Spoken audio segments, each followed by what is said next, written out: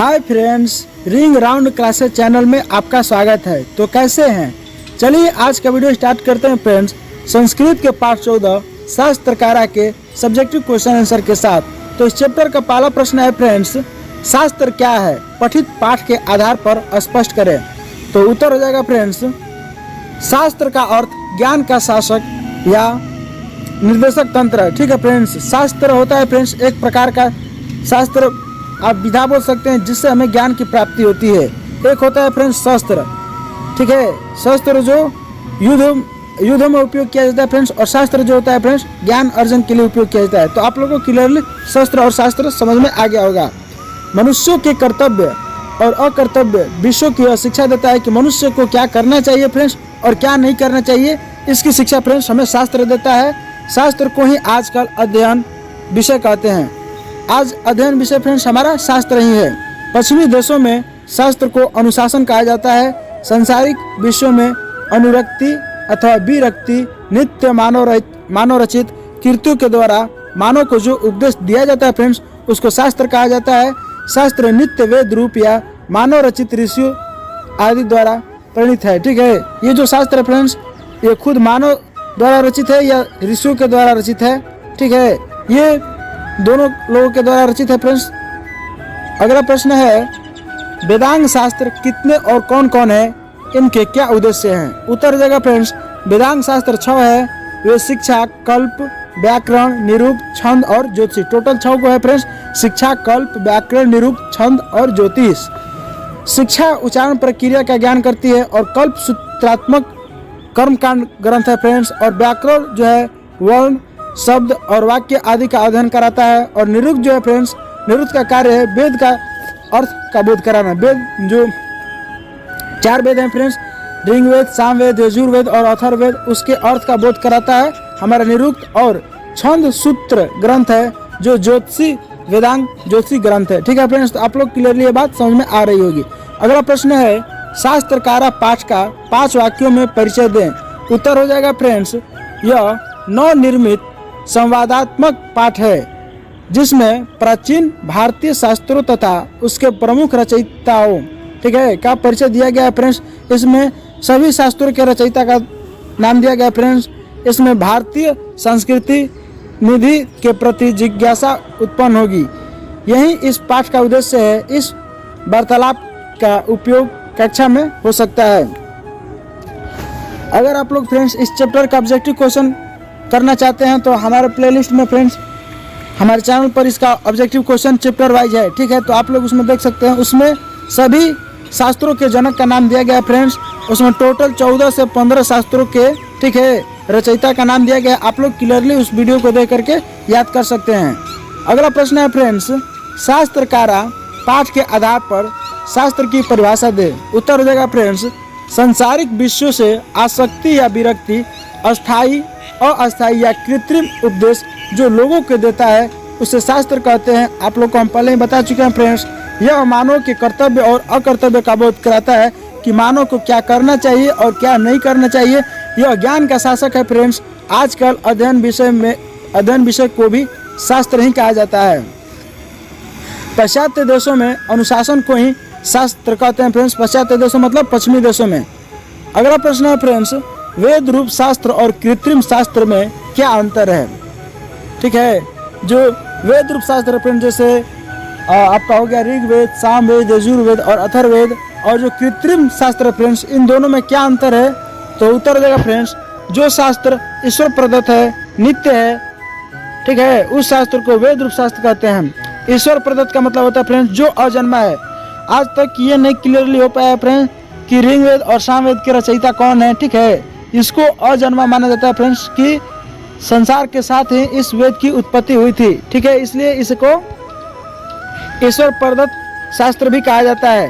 ठीक है, तो ये हो गया वेद रूप शास्त्र। कृत्रिम शास्त्र उस शास्त्र को कहते हैं फ्रेंड्स जो ऋषियों द्वारा लिखे गए हैं अथवा विद्वानों द्वारा रचे गए हैं।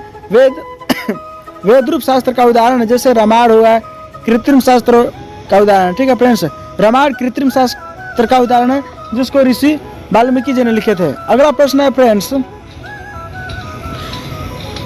वेद के अंगों तथा उसके प्रवर्तकों के नाम लिखें। उत्तर देगा फ्रेंड्स, वेद के 6 अंग है। पहला शिक्षा, दूसरा कल्प, व्याकरण, निरुक्त, छंद और ज्योतिष। ठीक है फ्रेंड्स, ये टोटल 6 वेदांग आप लोग याद कर लीजिएगा फ्रेंड्स।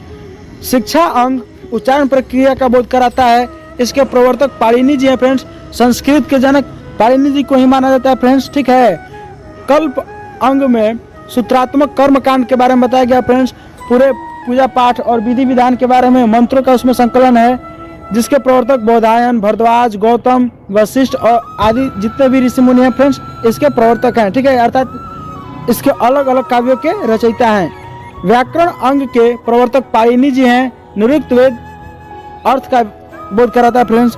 ठीक है, निरुक्त वेद जो है फ्रेंड्स वो अर्थ का बोध कराता है। इसके प्रवर्तक यास्क हैं।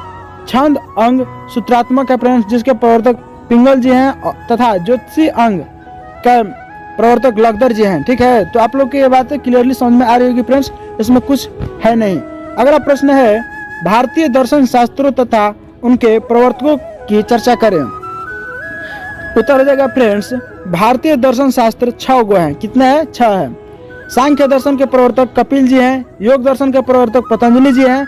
न्याय दर्शन के प्रवर्तक फ्रेंड्स गौतम जी हैं। और वैशेषिक दर्शन के प्रवर्तक कणाद जी हैं। और मीमांसा दर्शन के प्रवर्तक फ्रेंड्स जैमिनी जी हैं तथा वेदांत दर्शन के प्रवर्तक बद्रायण ऋषि हैं। ठीक है, तो हमने टोटल आपको 1 2 3 4 5 6 ठीक है 6 दर्शन शास्त्रों के हम रचयिता के आपके बारे में बता दिए फ्रेंड्स। आप लोग इसको क्लियरली समझ लीजिएगा। अगर और भी आप दर्शन शास्त्रों के रचयिता के बारे में जानना चाहते हैं फ्रेंड्स, तो हमारे ऑब्जेक्टिव वाले चैप्टर में है वीडियो, आप लोग उसको देख लीजिएगा। आप लोग को टोटल क्लियरली समझ में आ जाएगा। प्राचीन भारतीय वैज्ञानिकों एवं उनके द्वारा रचित पुस्तकों का वर्णन करें। उत्तर हो जाएगा फ्रेंड्स, प्राचीन भारत में अनेक वैज्ञानिक ऋषि थे जिन्होंने विज्ञान संबंधी रचनाएं लिखी। आयुर्वेद शास्त्र के आयुर्वेद शास्त्र में चरक रचित चरक संहिता अर्थात चरक संहिता के जो रचयिता फ्रेंड्स चरक जी हैं। ठीक है, एवं सुश्रुत रचित सुश्रुत संहिता अति प्रसिद्ध है। सुश्रुत के द्वारा फ्रेंड्स जो रचा गया है उसको सुश्रुत संहिता कहते हैं, और जो चरक के द्वारा फ्रेंड्स रचा गया है उसको चरक संहिता कहते हैं। ये सभी शास्त्र हैं फ्रेंड्स। ठीक है, इनमें रसायन विज्ञान और भौतिक विज्ञान का भी वर्णन है फ्रेंड्स। आर्यभट्ट का ग्रंथ आर्यभट्टियम अति प्रसिद्ध है, जिसमें खगोल विज्ञान और गणित शास्त्र की विस्तृत व्याख्या है फ्रेंड्स। ठीक है, अर्थात आर्यभट्ट के रचनाकार कौन है फ्रेंड्स? तो आर्यभट्ट जी हैं। आप लोग को क्लियरली समझ में आ रहा होगा। बारहमीहि रचित बृहद संहिता है, एक विशाल ग्रंथ है। ठीक है फ्रेंड्स, अर्थात बृहद संहिता के फ्रेंड्स रचयिता कौन है? तो बारहमीहि जी हैं, जिसमें अनेक विषयों का वर्णन कृषि विज्ञान के रचयिता महर्षि पराशर जी हैं। ठीक है, कृषि विज्ञान के कौन रचयिता फ्रेंड्स? तो महर्षि पराशर जी हैं।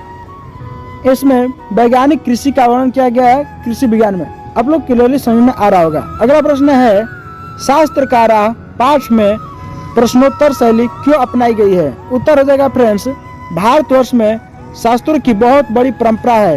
मनोरंजन के लिए शास्त्रकारा पाठ में प्रश्नोत्तर शैली अपनाई गई है।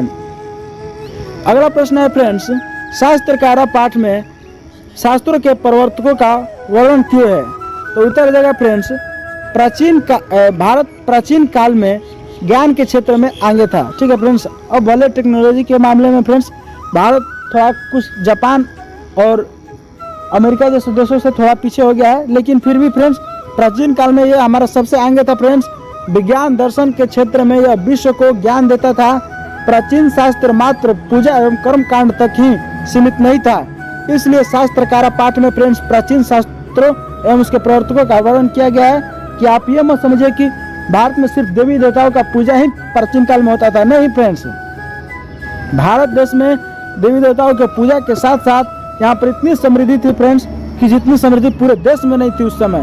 अगला प्रश्न है, शास्त्रकारा पाठ से हमें क्या शिक्षा मिलती है?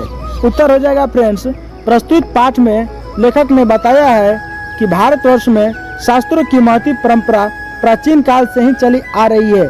समस्त ज्ञान के स्रोत शास्त्र ही है। शास्त्र के प्रवर्तक शास्त्रों के माध्यम से सद्गुणों को ग्रहण करने के लिए हमें प्रेरित करते हैं। इससे हमें अच्छे संस्कार एवं यश प्राप्त करते हैं। ठीक है फ्रेंड्स, शास्त्र का अध्ययन करके लोग अच्छा संस्कार को प्राप्त करते हैं तथा यश अपनी ख्याति, जैसे कि आप महात्मा गांधी फ्रेंड्स अमर हो गए हैं, लेकिन फिर भी आज उनको लोग नाम कर रहे हैं, नाम याद रखते हैं। क्यों? क्योंकि उनका यश ही है फ्रेंड्स जो उनको याद करा रहा है। तो इस प्रकार से यश प्राप्त करते हैं शास्त्रों को पढ़ करके फ्रेंड्स। प्रश्नोत्तर शैली का कारण हमारा मनोरंजन भी होता है फ्रेंड्स, बहुत सारे बुझावल होते हैं जिससे हमारा मनोरंजन भी होता है। तो ये सब शास्त्रों से सीखने को मिलता है। तो चलिए फ्रेंड्स, इस चैप्टर में सिर्फ इतने ही प्रश्न थे जो मैंने आपको करा दिए।